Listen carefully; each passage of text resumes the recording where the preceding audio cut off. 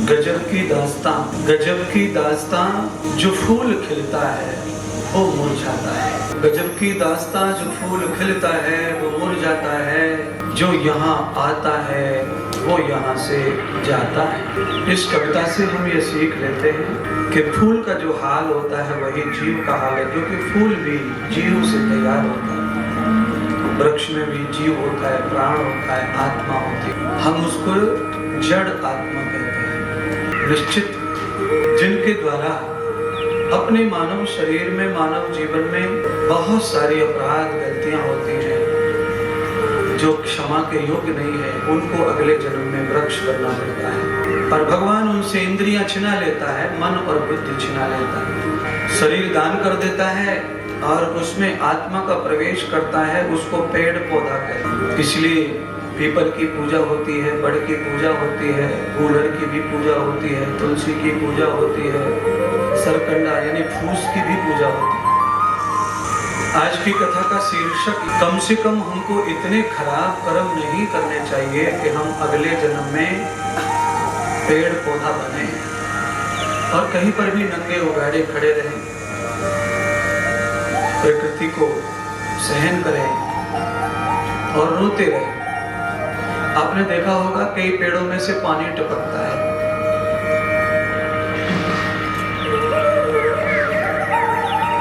विज्ञान कहता है कि वो पानी ही नहीं है, वो उनका कष्ट है, पीड़ा है, दुख है।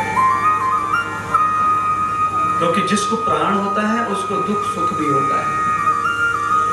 निष्प्राण होने के बाद दुख और सुख नहीं होता है। जीव निष्प्राण हो जाता है, शरीर तो अग्नि में चला जाता है, शमशान में तो दुख नहीं होता, जलने का कष्ट नहीं होता है। और जब शरीर में प्राण होते हैं तो आपको पता है तनक सा भी झटका लग जाए दीपक से, तवे से, अग्नि से, बड़ा दर्द होता है कई दिनों तक। क्योंकि दर्द को महसूस करने के लिए प्राण होना आवश्यक है। प्राणों में ही सेंसिटिविटी होती है सुख और दुख को समझने की। प्राण चले जाएं तो बुद्धि, मन, चित्त ये सब जड़ हो जाता है पूर्णतः। वैसे भी जड़ ही है, पर प्राणों के कारण जरूरत के हिसाब से वो चेतन हो जाते हैं। मन, बुद्धि, चित्त जरूरत के हिसाब से। जैसे मानो मोबाइल में बैटरी है, चार्जिंग उतर जाए तो मोबाइल अनएक्टिव हो जाता है, बंद।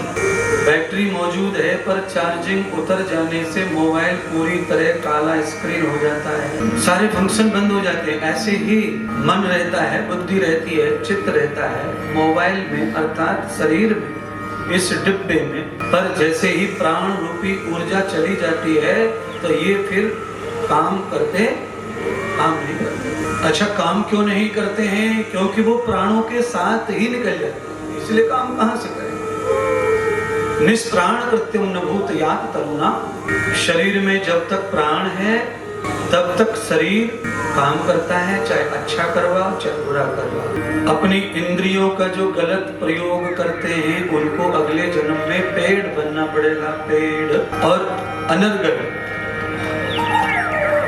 थोड़े सुखों के लिए अनर्गल अत्याचार करें शरीर का तो फिर हमें बबूल कांटे वाला पेड़ बनना पड़ता है, जिसकी कोई वैल्यू ही नहीं है समाज। अगर हमें पता चल जाए कि हमारे खेत में चंदन का पेड़ उग आया है तो हम नहीं काटेंगे उसे, खटिया डाल लेंगे, उसकी रखवाली करेंगे।